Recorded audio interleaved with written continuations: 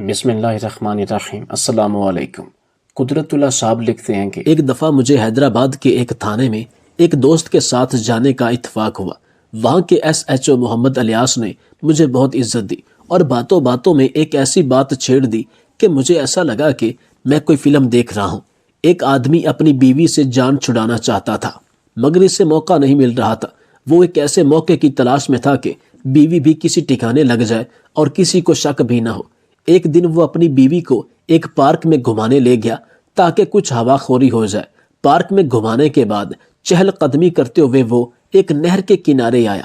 شام ہو چکی تھی اور اندھیرا چھانے لگا تھا۔ ویرانی دیکھ کر اس نے اپنی بیوی کے سر میں زور سے ڈنڈا مارا اور جب وہ بے ہوش ہو کر گر پڑی تب اس کے ساتھ ایک وزنی پتھر باندھ کر نہر میں دھکا دے دیا اور پھر وہاں سے فرار ہو گیا اور گھر جا کر سو گیا۔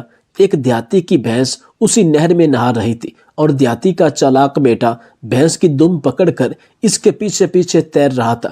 بھینس اور وہ لڑکا دونوں ٹھنڈے پانی سے لطف اندوز ہو رہے تھے۔ اچانک بھینس نے نہر کے اندر ڈبکی لگائی تو اچانک میں نے SHO الیاس سے کہا کہ آپ مجھے تفصیل سے بتائیں تو وہ کہنے لگا یہاں چھوٹا سا ایک قصبہ سمن پور تھا۔ ارد گرد کے گاؤں کے رہنے والے اسے شہر کہتے تھے۔ اس قصبے میں سے ایک پکی سڑک اور ریلوے لائن گزرتی تھی۔ یہاں ریلوے اسٹیشن بھی تھا۔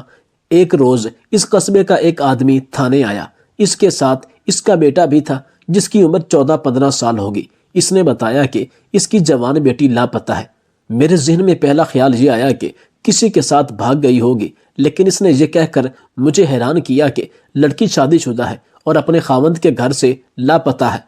میں نے اسے کوئی گھریلو جھگڑا سمجھ کر ارادہ کیا کہ رپورٹ نہیں لکھوں گا۔ اگر یہ دونوں گھروں کا آپسی جھگڑا ہوا تو ان کی صلح صفائی کرا دوں گا۔ میں اسے جھگڑا اس لیے سمجھ رہا تھا کہ لڑکی اپنے خاوند کے گھر سے لاپتہ ہوئی تھی، لیکن رپورٹ لکھانے خاوند ساتھ نہیں آیا تھا۔ میں نے اس سے پوچھا کہ آپ کی بیٹی کا خاوند اس کے ساتھ کیوں نہیں آیا؟ اس شخص نے کہا کہ مجھے شک ہے میری بیٹی اسی نے غائب کی ہے۔ اس بارے میں اس نے جو تفصیل بتائیں اس کے مطابق اس کی بیٹی اس کے خاوند کی دوسری بیوی تھی۔ اس کا نام چودھری امتیاز تھا۔ چودھری امتیاز نے 8-9 سال پہلے شادی کی تھی لیکن اولاد نہ ہوئی۔ اولاد کی خاطر اس نے دوسری شادی کی۔ لڑکی کے باپ نے رشتہ دینے کا وعدہ کر لیا۔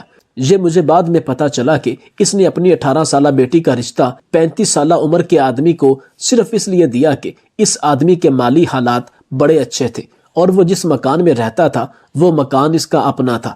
وہ اپنے ماں باپ سے الگ رہتا تھا۔ اس کے خاندان کی ایک بڑی حویلی تھی۔ چودھری امتیاز نے رشتہ لینے کی یہ شرط رکھی تھی کہ وہ اپنی پہلی بیوی کو طلاق نہیں دے گا۔ لڑکی کے ماں باپ اپنی بیٹی کا رشتہ امتیاز کو نہیں بلکہ اس کی اچھی آمدنی اور مکان کو دے رہے تھے، اس لیے انہوں نے امتیاز کی یہ شرط منظور نہ کی اور کہا کہ پہلے وہ اپنی پہلی بیوی کو طلاق دے اور یہ شرط بھی رکھی کہ مکان ہماری لڑکی کے نام کر دے تو اپنی بیٹی کا رشتہ امتیاز کو دیں گے۔ امتیاز کو اولاد کے لیے دوسری بیوی کی ضرورت تھی۔ یہ لڑکی کافی خوبصورت اور جوان تھی، اس لیے امتیاز نے لڑکی کے ماں باپ کی یہ شرائط مان لی۔ امتیاز نے پہلی بیوی کو طلاق دے دی اور اس آدمی کی بیٹی سے شادی کی۔ مکان بھی لڑکی کے نام کر دیا۔ باپ کی رپورٹ کے مطابق اس کی بیٹی نیک، سلیقہ شعار، بے زبان اور غلاموں کی طرح زندگی گزارنے والی تھی۔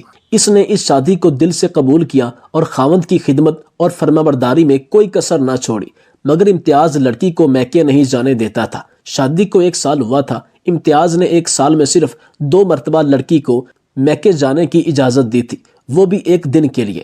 لڑکی کے ساتھ امتیاز کا سلوک کچھ اچھا نہیں تھا۔ اس نے یہ اجازت دے رکھی تھی کہ لڑکی کے والدین اور بھائی اس کے گھر آ کر اس سے مل سکتے ہیں۔ دونوں کے گھر اسی قصبے میں تھے اور دور دور تھے۔ امتیاز کا رویہ میرے لیے قابل فہم تھا۔ اس نے دراصل مکان کے عوض لڑکی خریدی تھی۔ لڑکی اب اس کی ملکیت تھی۔ لڑکی کے ماں باپ نے اس سے جو قیمت مانگی تھی وہ اس کو مل گئی تھی۔ لڑکی کے باپ نے بتایا کہ 7-8 دن گزرے، اس کی بیوی یعنی امتیاز کی ساس امتیاز کے گھر اپنی بیٹی سے ملنے آئی۔ گھر میں امتیاز اکیلا تھا، لڑکی نہیں تھی۔ ماں نے اپنی بیٹی کے متعلق امتیاز سے پوچھا تو اس نے کہا کہ وہ محلے میں کسی گھر میں گئی ہے۔ ماں انتظار کرتی رہی، اس کی بیٹی واپس نہ آئی۔ امتیاز نے ساس سے 3-4 بار کہا کہ وہ واپس چلی جائے، اس کی بیٹی آ جائے گی تو وہ اسے اس کے گھر میکے بھیج دے گا۔ ماں انتظار کر کے واپس چلی گئی، لڑکی جب ماں کے گھر نہ آئی تو ماں نے دوسرے روز لڑکی کے چھوٹے بھائی کو بہن کے گھر بھیجا۔ بھائی اپنی بہن سے ملنے گیا تو بہن گھر پر نہیں تھی۔ امتیاز نے بھائی کو بھی یہی بتایا کہ اس کی بہن محلے میں کسی گھر گئی ہے، اور اس کے بعد بھائی کچھ دیر بیٹھ کر واپس آ گیا۔ ایک روز بعد لڑکی کا باپ امتیاز کے گھر گیا، اسے بھی امتیاز نے یہی بتایا کہ لڑکی محلے والوں کے گھر گئی ہے۔ باپ نے امتیاز سے کہا کہ وہ اسے بلا کر لے آئے، یا پڑوسیوں کے کسی بچے سے کہے کہ اس کا باپ اپنی بیٹی سے ملنے آیا ہے۔ باپ نے محسوس کیا کہ امتیاز کچھ پریشان اور اکھڑا اکھڑا سا تھا، اور اس نے جس انداز سے لڑکی کے باپ سے کہا کہ وہ چلا جائے، وہ مشکوک سا لہجہ تھا۔ باپ چلا گیا، لڑکی کی ماں کو بتایا کہ امتیاز کا رویہ ٹھیک نہیں، یوں معلوم ہوتا ہے جیسے اس نے لڑکی کو اپنے گھر بھی والدین سے ملنے سے روک دیا ہے۔ لڑکی شاید اندر کمرے میں ہے اور امتیاز کہہ دیتا ہے کہ وہ محلے کے کسی گھر میں گئی ہے۔ ساری بات سن کر ماں طیش میں آ گئی۔ وہ شام کے بعد جب رات اندھیری ہو چکی تھی، امتیاز کے گھر چلی گئی۔ امتیاز کے گھر تالا لگا تھا۔ ماں پڑوسیوں کے گھر چلی گئی۔ وہاں عورتوں نے لڑکی کی ماں سے پوچھا کہ اس کی بیٹی میکے میں ہے۔ ماں نے بتایا نہیں تو وہ تو خود اس سے ملنے آئی ہے، لیکن تالا لگا ہے۔ پڑوسی عورتوں نے ماں کو بتایا کہ وہ تو کافی دنوں سے نظر نہیں آ رہی، ہم سب یہی سمجھتے ہیں کہ وہ میکے گئی تھی۔ ماں نے سمجھایا کہ میری بیٹی شاید امتیاز کے والدین کے گھر گئی ہوگی۔ ماں وہاں چلی گئی اور امتیاز کی ماں سے اپنی بیٹی کے متعلق پوچھا۔ امتیاز کی ماں اس پر ٹوٹ پڑی۔ امتیاز کی ماں نے کہا کہ اپنی بیٹی جس کو آپ نے سونپی تھی اسی سے پوچھو، ہم سے کیا پوچھتے ہو؟ ہمارے تو بیٹے نے ہماری عزت خاک میں ملا دی، اتنی اچھی بیوی کو طلاق دے دی اور اس کو لے آیا اپنے گھر۔ ہماری قسمت ہی خراب تھی کہ یہ ادھر آ گئی۔ غلطی ہمارے بیٹے کی ہے، وہ تو دوسری شادی کرنے پر تلا بیٹھا تھا، ہماری ایک نہ سنی۔ ادھر تم بھی بیٹی دینے کو تیار تھی، مکان لکھوایا اور بیٹی دے دی۔ دونوں عورتوں میں تو میں ہوئی، اور پتہ چلا کہ نہ امتیاز ماں باپ کے گھر گیا، نہ اس کی دوسری بیوی گئی ہے۔ اس سے امتیاز کے خلاف لڑکی کے والدین کو شک ہوا کہ امتیاز نے کسی وجہ سے لڑکی کو خود ہی غائب کر دیا ہے۔ لڑکی کے باپ نے اپنے دوستوں سے مشورہ لیا۔ دوستوں نے اسے مشورہ دیا کہ تھانے میں رپورٹ درج کراؤ۔ میں نے اس آدمی سے پوچھا اسے امتیاز پر ایسا شک کس بنا پر ہے؟ اس نے جواب دیا کہ وہ اپنی پہلی بیوی کو طلاق نہیں دینا چاہتا تھا، اس نے دوسری شادی صرف اولاد کی خاطر کی تھی۔ 1 سال ہونے کو آیا ہے، اس نے دیکھ لیا ہوگا کہ اس لڑکی میں بھی اولاد پیدا کرنے کی صلاحیت نہیں، کیونکہ وہ اپنے ٹیسٹ تو کرواتا نہیں ہے۔ کیا پتا اسی میں ہی کمی ہو، لیکن یہ ہر دفعہ اپنی بیوی کو ہی قصوروار ٹھہراتا ہے۔ وہ مکان ہماری بیٹی کے نام کر چکا تھا اور حق مہر بھی بہت زیادہ تھا، ماہوار خرچہ بھی کم نہیں تھا، اس لیے اس نے بہتر یہی سمجھا کہ اس لڑکی کو طلاق دی تو یہ مہنگی پڑ جائے گی اور مکان بھی ہاتھ سے چلا جائے گا، اس لیے اسے ٹھکانے لگانا اس کے لیے سود مند تھا۔ کچھ عرصہ گزر جانے کے بعد وہ تیسری شادی کرے گا۔ مجھے یہ سب کچھ گھریلو لڑائیوں جیسا کوئی ڈرامہ نظر آ رہا تھا، کیونکہ کسی لڑکی کو غائب کر دینا یا قتل کر دینا آسان کام نہیں۔ میں نے رپورٹ درج کرنے کی بجائے امتیاز سے بات کرنا بہتر سمجھا۔ میں نے ایک کانسٹیبل کو سادہ لباس میں امتیاز کے پتے پر بھیجا کہ کسی کو بتائے بغیر اسے تھانے لے آئے۔ امتیاز کے سسر اور اس کے بیٹے کو میں نے دوسرے کمرے میں بٹھا دیا۔ امتیاز کا گھر زیادہ دور نہیں تھا۔ آدھے گھنٹے بعد کانسٹیبل آ گیا۔ کانسٹیبل نے مجھے بتایا کہ امتیاز نہیں ملا۔ اس کانسٹیبل نے باریک کپڑے کی قمیض پہن رکھی تھی۔ جیسے ہی میری نظر اس کی جیب پر پڑی، 500 روپے کا ایک نوٹ باریک کپڑوں میں نے جیب سے دیکھ لیا تھا۔ میں نے کانسٹیبل کی جیب سے نوٹ نکال لیا اور اسے کہا کہ دوبارہ جاؤ اور امتیاز کو ساتھ لے آؤ، واپس آ کر مجھ سے یہ نوٹ لے لینا۔ میں نے اس کی بددیانتی پکڑ لی تھی۔ میں نے غصے کا اظہار نہ کیا اور چپ چاپ چلا گیا۔ آدھے گھنٹے سے بھی کم وقت میں وہ امتیاز کو لے آیا۔ میں نے کانسٹیبل کے سامنے امتیاز سے پوچھا کہ وہ پہلے کیوں نہیں آیا۔ امتیاز نے کہا کہ وہ گھر میں نہیں تھا۔ میں نے 500 روپے کا نوٹ امتیاز کی طرف بڑھا کر کہا کہ پولیس کو دھوکہ دے رہے ہو، کتنی بار تم یہ پیسے دیتے، آخر ہتھ کڑیوں میں جکڑے ہوئے یہاں آ جاتے۔ یہ لو اپنے 500 روپے۔ کانسٹیبل کا چہرہ زرد ہو گیا۔ میں نے اسے گھورا اور وہاں سے چلے جانے کا اشارہ کیا۔ پھر میں نے امتیاز کو اپنے سامنے بٹھا کر پوچھا کہ تمہاری دوسری بیوی کہاں ہے؟ اس کا جواب صرف یہی تھا کہ اس کا رنگ بدل گیا، آنکھیں ٹھہر گئیں، ہونٹ کھل کر کانپنے لگے۔ میرے حوصلے دینے پر بھی اس کے منہ سے بات نہ نکلی۔ میں نے پوچھا تم تھانے کیوں نہیں آ رہے تھے؟ کانسٹیبل کو پیسے دے کر یہ کیوں کہلوایا کہ جاؤ کہہ دینا میں گھر نہیں۔ اس کی حالت اور زیادہ بگڑ گئی۔ میں نے کہا کہ کہہ دو کہ بیوی محلے میں کسی کے گھر گئی ہوئی ہے۔ وہ چپ رہا۔ اس نے کانسٹیبل کو جو نوٹ دیا تھا وہ اس کی گرفتاری کا وارنٹ تھا۔ اس کا مطلب یہ تھا کہ وہ پولیس کو ٹالنے کی کوشش کر رہا تھا۔ یہ بلا وجہ نہیں ہو سکتا۔ میں نے امتیاز سے کہا کہ تم ایک رات حوالات میں گزار دو، کل صبح تک میرا خیال ہے کہ تم بولنے کے قابل ہو جاؤ گے۔ وہ اس طرح بدکا جیسے کسی نے بجلی کی ننگی تار اس کے جسم پر لگا دی ہو۔ وہ خوف میں مبتلا ہو گیا تو اس نے ڈر سے میرے دونوں ہاتھ پکڑ لیے کہ میں اسے اس حوالات میں بند کرنے کو اٹھا ہوں۔ اس نے پہلے سر ہلایا، پھر سسکی لینے کے بعد بولا، ذرا بیٹھ جائے، میری بات سن لے، میں مجرم نہیں، مظلوم ہوں۔ اس کی آنکھوں میں آنسو بہنے لگے۔ میں نے اسے بٹھایا اور خود بھی بیٹھ گیا اور کہا، یہ پولیس اسٹیشن ہے جہاں تو پتھر بھی بول پڑتا ہے کہ اسے فلاں آدمی نے اٹھا کر فلاں آدمی کے سر پر مارا تھا۔ اگر تم مجرم ہو تو سب کچھ بتاؤ، اگر مظلوم ہو تو میں تمہاری مدد کروں گا۔ تم سوچ بھی نہیں سکتے، میں نے آگے ہو کر رازداری سے کہا، اگر اپنا جرم مجھے پریشان کیے بغیر سنا دو گے فائدے میں رہو گے، میرے ساتھ دوستی کر لو۔ میرا خیال ہے کہ تم نے مظلوم ہو کر جرم کیا ہے، مجھے ایسے آدمی کے ساتھ بہت ہمدردی ہوتی ہے۔ پھر میں نے آہستہ سے پوچھا کہ بیوی کو قتل کر دیا؟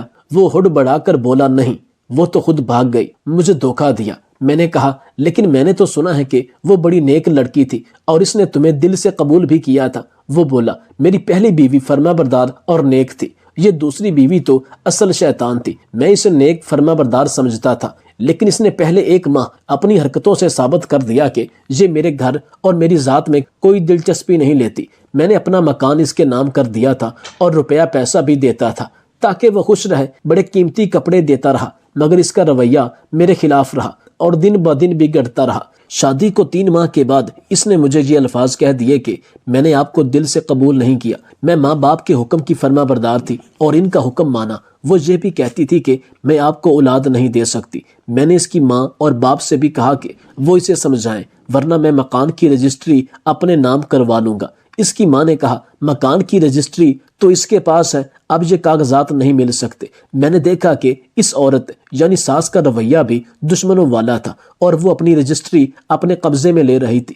میرے سسر کا رویہ کچھ بہتر تھا، لیکن ماں بیٹی پر اس شخص کا کوئی اثر نہیں ہوتا تھا۔ اولاد کی خاطر ان کے جال میں پھنس گیا تھا۔ میں نے طلاق دینے کا سوچا تو خیال آیا کہ مکان بھی دے چکا ہوں، حق مہر بھی زیادہ ہے۔ میں نے غصے میں آ کر اس کی پٹائی شروع کی۔ کوئی 15-16 روز پہلے کی بات ہے کہ صبح جاگا تو بیوی نہیں تھی۔ غسل خانے میں دیکھا، پورے گھر میں دیکھا، لیکن سمجھ نہیں آ رہی تھی کہ وہ کہاں چلی گئی۔ میں نے ارادہ کر لیا کہ خود گئی ہے اور خود ہی واپس آئے گی، میں اس کے پیچھے نہیں جاؤں گا۔ میں نہ گیا۔ 5-6 روز بعد اس کی ماں آئی۔ وہ آتی رہتی تھی، پیشتر اس کے کہ میں اس سے پوچھتا کہ اس کی بیٹی کہاں ہے۔ اس نے مجھے یہی سوال کیا کہ وہ اپنی بیٹی کے لیے کھانے کی کوئی چیز بنا کر لائی تھی۔ میں نے اپنی ساس کی باتیں غور سے سنی۔ اس کے لہجے انداز میں مجھے کوئی شرارت نظر نہیں آئی، لیکن اس عورت پر میرا کوئی اعتبار نہیں تھا۔ میں نے اسے کہہ دیا کہ اس کی بیٹی محلے میں کسی کے گھر گئی ہوئی ہے۔ وہ کچھ دیر انتظار کر کے چلی گئی۔ دوسرے دن اس کا بھائی آ گیا، وہ بھی اپنی بہن سے ملنے آیا تھا۔ میں نے اسے بھی بتا دیا کہ وہ محلے میں کسی کے گھر گئی ہے۔ باتوں باتوں میں نے اسے پوچھا کہ اس کی بہن اپنے گھر کب گئی تھی۔ وہ 14-15 سال کا لڑکا تھا، میری باتوں میں آ گیا۔ اس نے 2 ماہ کا بتایا کہ اس کی بہن 2 ماہ پہلے ہمارے گھر آئی تھی۔ مجھے شک یہ تھا کہ اس کی ماں بڑی چالاک ہے، اس نے اپنی بیٹی کو مجھ سے چوری چھپے اپنے گھر میں بلا کر چھپا لیا ہے اور یہ اس کی خطرناک چال ہوگی۔ مگر لڑکے سے پتا چلا کہ اس کی بہن ماں باپ کے پاس نہیں تھی، وہ بھاگ گئی تھی اور بھاگنے کی وجوہات بڑی صاف ہے۔ اس نے مجھے دل سے قبول نہیں کیا تھا، میں اس پر سختی کرتا تھا، اسے مارتا پیٹتا بھی تھا۔ لڑکی ہوشیار طبیعت کی اور تیز تھی، اسے بھاگنے میں اس کی ماں کا ہاتھ بھی ہو سکتا ہے۔ ان لوگوں نے مجھ سے مکان اپنی لڑکی کے نام لکھوا لیا ہے۔ اگلے روز اس کا باپ آیا، وہ بھی بیٹی سے ملنے آیا تھا۔ اس کے چہرے سے یہ پتا چلتا تھا کہ اسے مجھ پر شک ہے۔ اس نے اسے بھی یہی بتایا کہ اس کی بیٹی محلے میں کسی کے گھر گئی ہے۔ تو باپ نے کہا کہ تم کہہ کیوں نہیں دیتے کہ ہمیں اپنی بیٹی سے ملنے کی اجازت نہیں؟ اس کی ماں اور بھائی آیا، اب میں آیا ہوں، تم سب کو یہی جواب دے رہے ہو کہ وہ محلے میں کسی گھر گئی ہے، تو شام تک میں یہیں بیٹھا رہوں گا، اس کے ملنے کے بعد ہی جاؤں گا۔ امتیاز نے بزرگ کے جب یہ الفاظ سنے تو تھوڑا پریشان ہوا، مگر سب سے زیادہ اس کی پریشانی میں تب اضافہ ہوا جب نہر سے اس کی بیوی کی لاش برآمد ہوئی۔ اب معاملہ کھل کر پولیس کے سامنے آ چکا تھا۔ امتیاز کو پولیس پکڑ کر لے گئی۔ اس بار سخت جسمانی ریمانڈ کیا۔ 2 سے 3 دن جسمانی ریمانڈ جاری رہا۔ جب امتیاز مزید تکلیف برداشت نہ کر پایا تب سچ اگلنے لگا۔ امتیاز نے اس بات کا اقرار کیا کہ وہ اپنی بیوی سے جان چھڑانا چاہتا تھا۔ کافی عرصے سے وہ ایک موقع کی تلاش میں تھا اور جب اسے موقع ملا تو اس نے موقع ضائع نہ کیا۔ پارک میں گھمانے کے بعد وہ چہل قدمی کرتے ہوئے ایک نہر کے کنارے آیا۔ بیوی کے سر میں ڈنڈا مار کر گہری چوٹ لگائی تو وہ بے ہوش ہو کر گر پڑی۔ پھر اس کے جسم کے ساتھ ایک وزنی پتھر باندھ کر اسے نہر میں پھینک دیا۔ اتفاق سے کچھ دن بعد ایک دیہاتی کی بھینس اسی نہر میں تیر رہی تھی، جبکہ دیہاتی کا بیٹا بھینس کی دم پکڑ کر اس کے پیچھے لطف اندوز ہو رہا تھا۔ بھینس نے پانی میں ڈبکی لگائی تو دیہاتی کا بیٹا بھی نیچے آیا پانی کے اندر۔ اس نے عورت کی لاش دیکھی تو خوف زدہ ہوا۔ اس نے جا کر اپنے باپ کو سب بتایا۔ لاش کی حالت خراب تھی لیکن پھر بھی شناخت ہو گئی۔ امتیاز کے گھر والوں نے صلح کرنے کی کوشش کی مگر مقتول کے وارثوں نے صلح کرنے سے انکار کر دیا۔ امتیاز آج بھی جیل کی سلاخوں کے پیچھے سزائے موت کا انتظار کر رہا ہے۔